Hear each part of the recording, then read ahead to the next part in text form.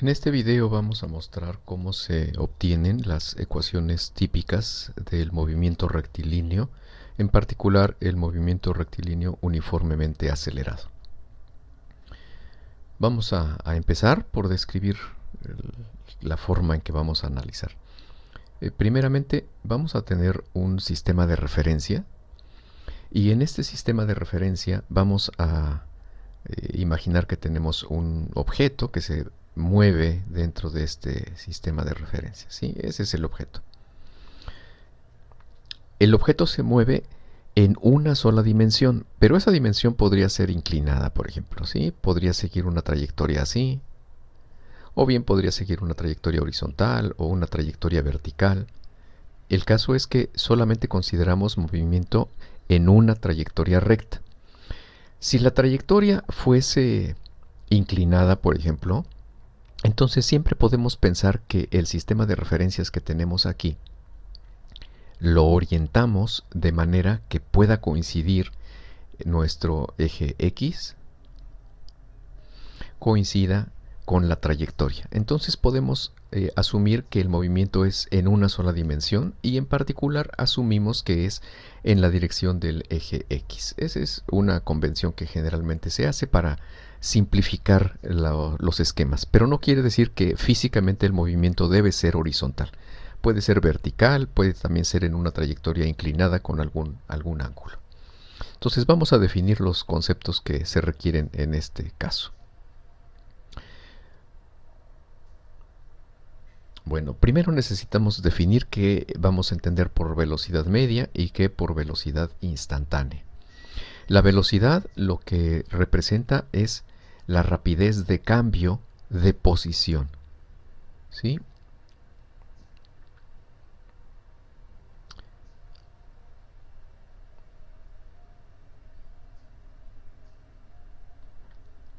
Ese es el concepto de velocidad. Ahora, tenemos un concepto primero de velocidad media, quiere decir promedio, ¿sí? A eso nos referimos. ¿Cómo es la velocidad promedio? Pues lo único que necesitamos ver es cuál fue el cambio de posición. Si en nuestro sistema de referencias, vamos a pensar que era este, el objeto estaba inicialmente aquí y en algún tiempo posterior ya se movió acá, ¿sí? Entonces esta era una posición inicial, esta es una posición final. ¿Sí? Vamos a pensar que lo tomamos sobre un punto específico del objeto que se está moviendo. Pensemos que fuese esta esquina. Así que el cambio de posición lo vamos a calcular como la posición final menos la posición inicial.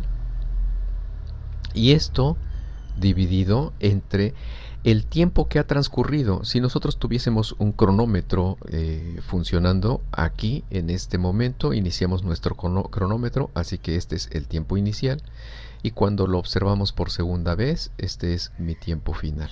Así que el tiempo que ha transcurrido es también esta diferencia, tiempo final menos tiempo inicial.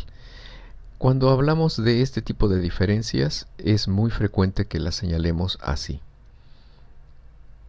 Eso quiere decir un delta en la posición. Este símbolo delta se utiliza para indicar incrementos o cambios, ¿sí? Diferencia entre una condición inicial y una condición final. Y siempre se hace en este orden, la condición final menos la condición inicial. Así que sería una fórmula parecida a esto, lo que tendríamos para velocidad promedio, ¿sí? Esto es una velocidad promedio, o un sinónimo es velocidad media. Este es el concepto, el primero, velocidad media. Ahora veamos el siguiente concepto.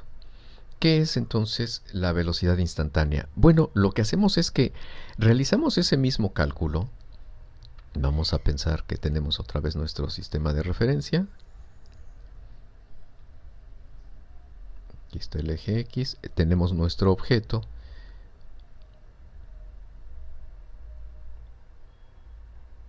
Aquí está en su posición inicial, el tiempo inicial. Y ahora, en lugar de observar un intervalo de tiempo más grande, tomamos un intervalo pequeño. O sea, no nos esperamos hasta que se desplace hasta acá. Lo que hacemos es observarlo muy pronto,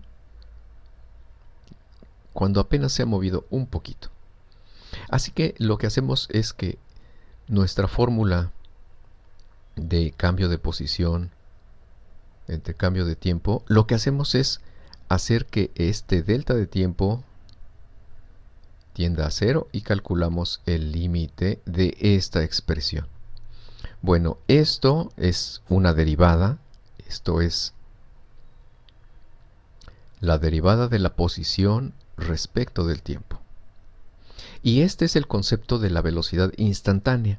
Es la velocidad en un intervalo infinitamente pequeño entre su posición inicial y una posición final posterior, pero cuando el intervalo de tiempo es extremadamente pequeño, digamos infinitamente pequeño o infinitesimal. Ese es el concepto de velocidad instantánea. Aquí necesitamos para este tema mucho el uso de los conceptos del cálculo diferencial, ¿sí? Específicamente de las derivadas.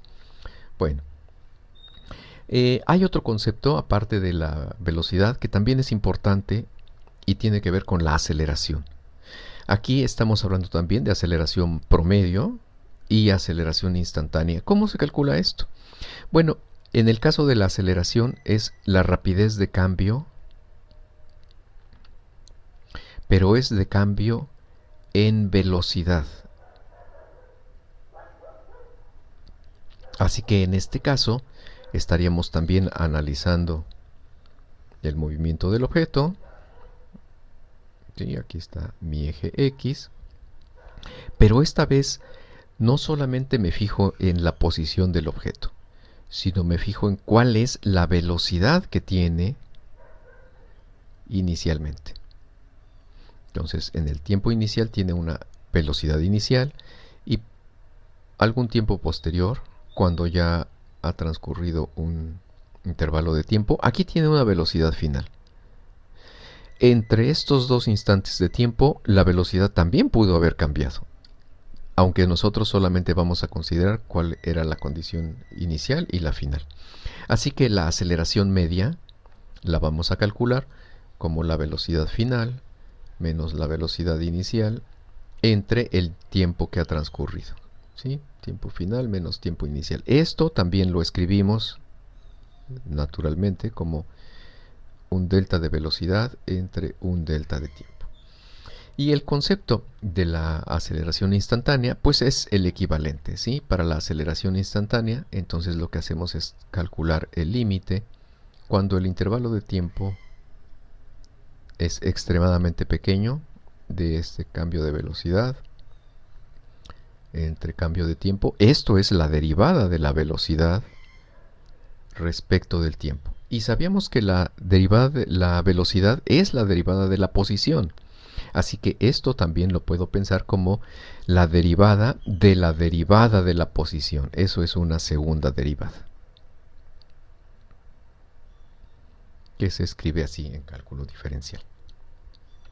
Bueno, ahora estamos interesados en obtener alguna fórmula que me permita calcular cuál es la posición y cuál es la velocidad un tiempo posterior cuando tengo como dato, por ejemplo, el tiempo que ha transcurrido, o tengo como dato la aceleración, el comportamiento de la aceleración, o tengo una fórmula que me dice cómo va cambiando la aceleración respecto del tiempo, porque podría ser una aceleración que no sea constante, ¿sí?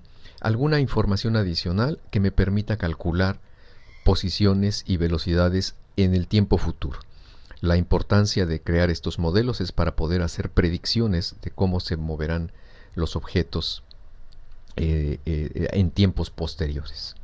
Entonces vamos a hacer primero la obtención de una fórmula suponiendo que la aceleración es constante, ¿sí? O sea, estamos suponiendo que esta derivada de la velocidad respecto del tiempo tiene un cierto valor k que es constante. Bueno, si ese es el caso, estamos hablando de algo que se acostumbra a escribir como movimiento rectilíneo uniformemente acelerado. La última parte, uniformemente acelerado, enfatiza que la aceleración tiene un valor constante. el objeto que se está moviendo está acelerando, pero lo hace siempre de la misma manera. La rapidez con la que cambia su velocidad es la misma en todo instante de tiempo. Eso quiere decir que sea una aceleración constante. Y ahora lo que vamos a hacer es hacer un paso de integración, ¿sí?, en esta expresión. Vamos a hacerlo en la siguiente imagen. Hacemos la integración una vez para obtener una fórmula de velocidad. ¿Cómo hacemos esto? Bueno, habíamos dicho entonces, voy a utilizar la letra A para referirme a la aceleración constante. Este es la derivada de la velocidad respecto del tiempo. Y estamos suponiendo que este valor de A es constante, como dice aquí. Ahora, esta expresión la puedo integrar en ambos lados. Así. Esta es una integral respecto del tiempo.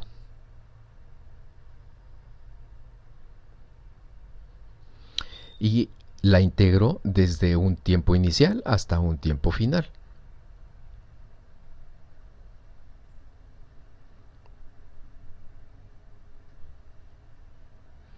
Así que de esta expresión lo que puedo hacer es la a, que es una constante, la puedo sacar del símbolo de integración, así que me quedaría simplemente a por la integral desde el tiempo inicial hasta el tiempo final del diferencial de t. Y del otro lado tengo la integral desde un tiempo inicial hasta un tiempo final de la diferencial de b. Cuando estoy en la condición de tiempo inicial, entonces la velocidad tiene una velocidad que también llamo velocidad inicial. Entonces, bueno, lo hacemos mejor en una línea separada.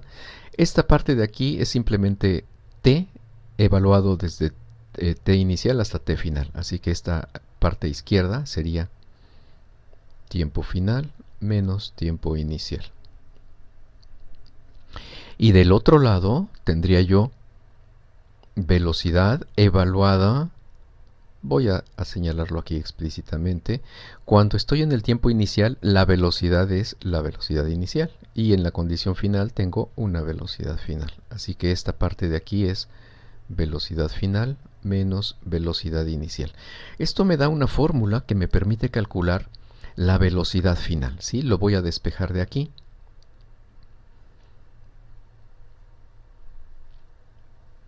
La velocidad final sería igual, este término que está restando aquí, lo sumo de ambos lados, así que del otro lado va a quedar así. Velocidad inicial más la aceleración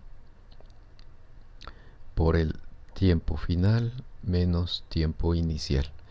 Para simplificar estas expresiones es muy común utilizar la siguiente convención, que el tiempo inicial sea 0. Esto es simplemente decir, el cronómetro lo inicio en 0 justo en el instante que empieza mi observación.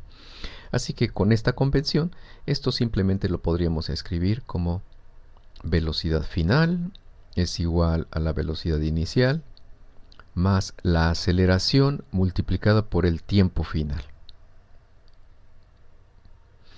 Y a veces esta misma expresión en algunas ocasiones se le escribe simplemente como velocidad es igual a para hacer referencia a la velocidad inicial se le agrega un subíndice 0 más aceleración por tiempo, ¿sí? En lugar de señalarlo como condición final, simplemente ese se elimina, y para distinguir esta velocidad de la velocidad inicial se le agrega este subíndice 0. Esta es una forma muy común de escribirlo. Esto me permite tener una fórmula que me facilita el cálculo. Conocida la aceleración constante y el tiempo transcurrido, puedo predecir cuál es la velocidad futura que tendrá el objeto que se está moviendo bajo este modelo. Vamos a seguir ahora un paso de integración adicional para poder obtener una fórmula de posición. Bueno, empezamos con la fórmula que ya tenemos. Velocidad es igual a velocidad inicial más aceleración por tiempo. Ahora esta expresión también la integro.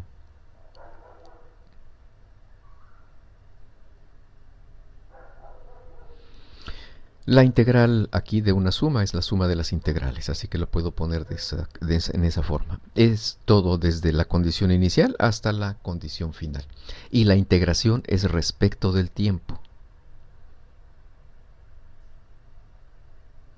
Así que vamos a ver cómo me quedaría. Aquí la velocidad la debo escribir como derivada de la posición respecto del tiempo, ¿sí? Este valor de velocidad 0, este es un valor fijo. Este de aquí no, esta velocidad está cambiando, no es una constante, no la puedo sacar del símbolo de integración. Pero haciendo este cambio, entonces esta integral de aquí me ha quedado simplemente la integral del diferencial de x. Del otro lado, este término de velocidad inicial, ese sí es una constante y me queda simplemente la integral del diferencial de t. Más la aceleración es un término que sí puedo sacarlo. Y me queda simplemente la integral de t diferencial de t. Vamos a hacer las operaciones. Esta integral del diferencial de x desde una condición inicial hasta una condición final, esto simplemente sería x evaluado desde la condición inicial hasta la condición final, así que vamos a llamarle la x menos, vamos a usar la misma convención que ya estamos utilizando aquí. El subíndice 0 quiere decir la condición inicial. Esta parte de aquí es la integral en los límites desde la condición inicial hasta una condición final. Esta x es la x final. Del otro lado, ¿cómo me quedaría? Sería b sub 0 por esta integral, pero ya quedamos que la condición inicial para el tiempo es 0. Así que esto simplemente me queda por t, donde t es el tiempo final. Más esta integral esta es una constante. Esta es la integral de t diferencial de t, eso es t cuadrada sobre 2, y esto lo tendría yo que evaluar entre la condición inicial y la condición final. Si la condición inicial es t igual a 0, entonces este t es el tiempo final y ya queda concluida la integración. Esto escrito en una forma ya despejada es una fórmula que me permite calcular la posición final. Este que está restándose lo sumo en ambos lados, así que aquí va a quedar como x sub 0 más velocidad inicial multiplicado por el tiempo transcurrido más, y esta parte a veces se escribe así, 1/2 de la aceleración por el tiempo al cuadrado. Esto es una fórmula que me dice cómo cambia la x con respecto del tiempo. La x es una función del tiempo. Los valores x sub 0 y b sub 0 son una condición inicial, o sea, la posición inicial y la velocidad inicial. Ese es cuando el tiempo valía 0. Y este valor de a es el valor constante para la aceleración, ya que estas fórmulas son válidas únicamente si la aceleración es constante. Estos pasos de integración aquí serían distintos si la aceleración estuviese cambiando. Necesitaríamos un mecanismo para poder modelar cómo cambia la aceleración en función del tiempo para poder realizar esta integral. Bueno, vamos a pasar ahora a un señalamiento nada más. Este mismo modelo se puede utilizar para el caso de objetos en caída libre. Aquí, por una convención, generalmente cuando estamos hablando de posiciones verticales, pues utilizamos la letra Y. Si tenemos aquí un objeto, el cual lo dejamos caer desde aquí, pues entonces necesitaríamos solamente saber cuál era la posición inicial. Aquí la posición inicial se llamaría y subíndice 0. Eso sería lo mismo que llamarle x, pero es un poco desconcertante usar una x cuando estamos enfatizando que se trata de un movimiento vertical.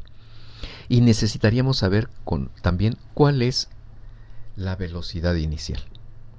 Con estos datos podemos determinar entonces, por ejemplo, cada cierto tiempo, transcurrido alguna determinada cantidad de tiempo, en qué posición está.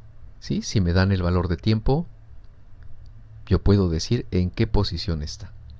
Inclusive también podríamos determinar en qué momento llega al suelo. Si nuestro sistema de referencias lo ponemos en la forma convencional, en la cual al nivel del suelo tengo una y de 0, aquí la y vale 0 en este nivel, pues entonces puedo calcular cuál es el tiempo en el cual la posición final de este objeto fuese este valor de y igual a 0. En este caso, noten que la aceleración constante de la que estamos hablando aquí tiene incluso su propia letra y es g. Es la aceleración de la gravedad, que vamos a estar considerando como 9.8 para cálculos numéricos. Una observación importante. En este sistema de referencias, la x crece hacia arriba. Así que si los valores mayores de y son hacia arriba, entonces las velocidades positivas son velocidades que están dirigidas hacia arriba. Las velocidades que están dirigidas hacia abajo deben tener signo negativo.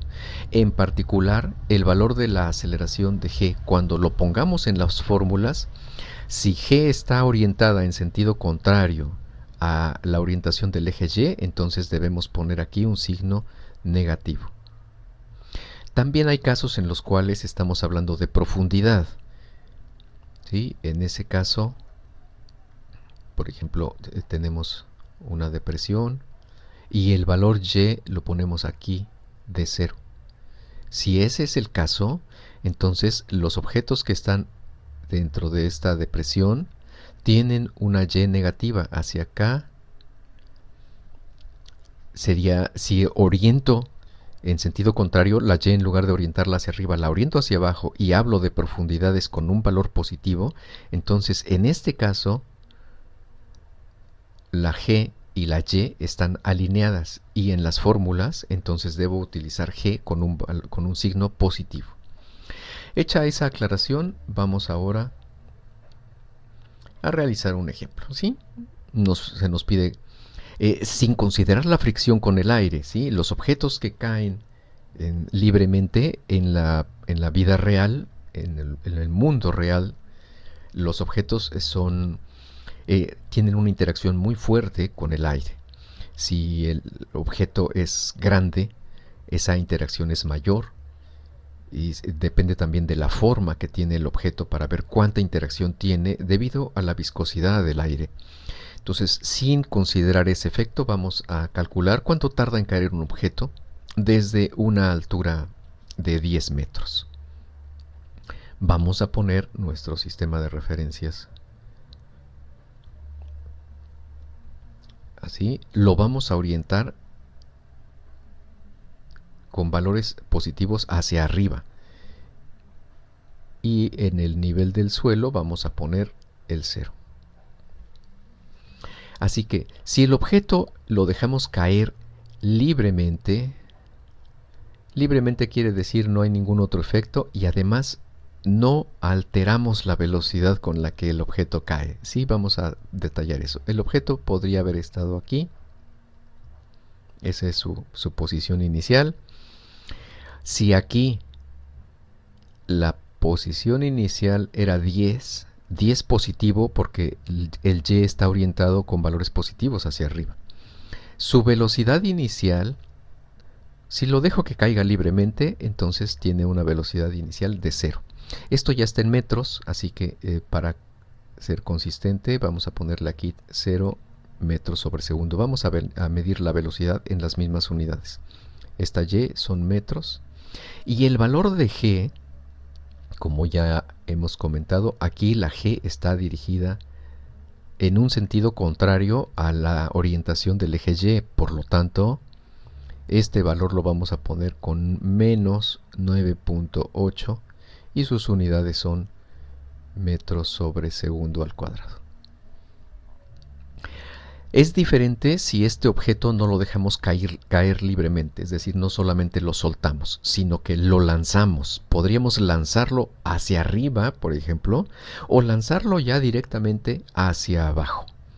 Eso altera entonces el valor de la velocidad inicial.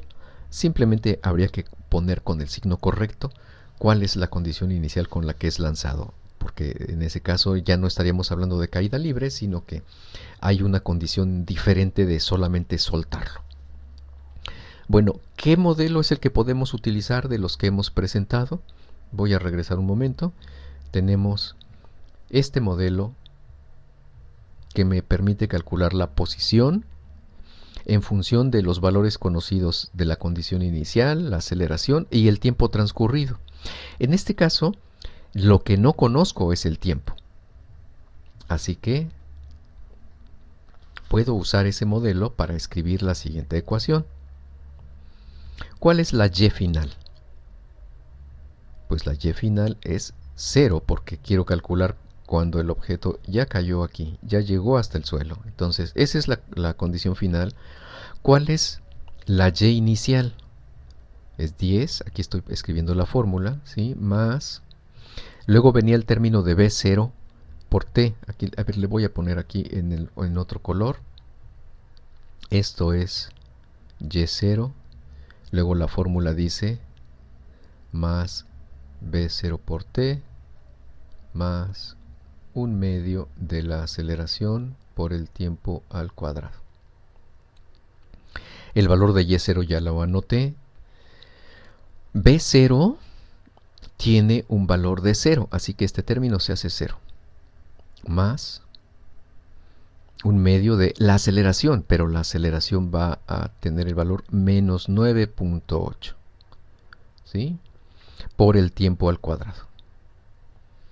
Esto es una ecuación que me permite calcular cuál es el tiempo necesario para que la y final valga 0, que es la forma de describir que el objeto ya ha llegado al suelo. Así que simplemente despejamos aquí. Este 10 que está sumado lo pasamos restando. Y esto sería 1/2 de menos 9.8 por t al cuadrado. Los signos negativos puedo multiplicar por menos 1 de ambos lados, con lo cual me quedaría positivo. Este 2 que está dividiendo lo multiplico en ambos lados, así que me va a quedar simplemente 20 es igual.